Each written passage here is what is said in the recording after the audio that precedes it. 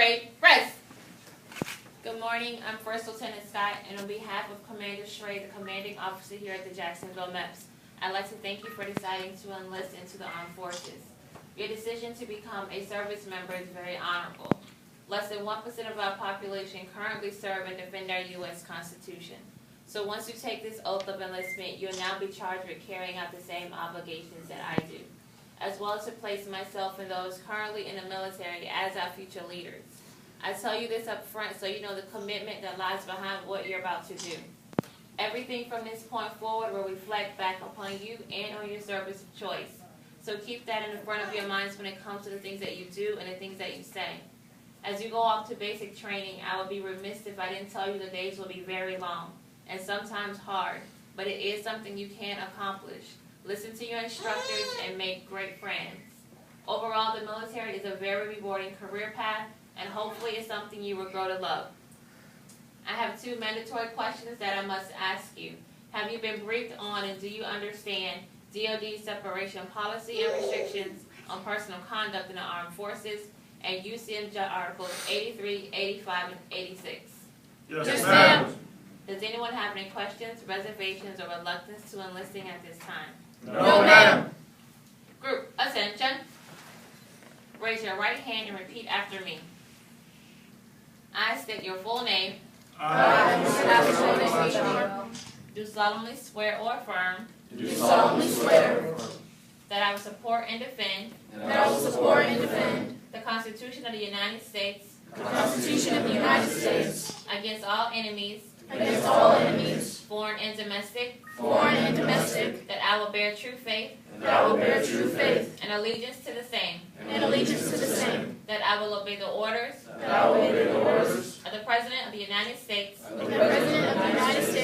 and the orders of the officers appointed over me, according to regulations in a uniform code of military justice.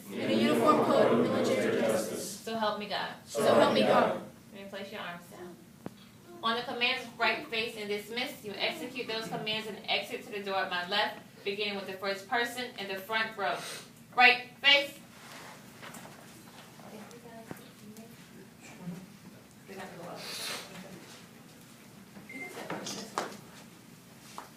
Dismiss.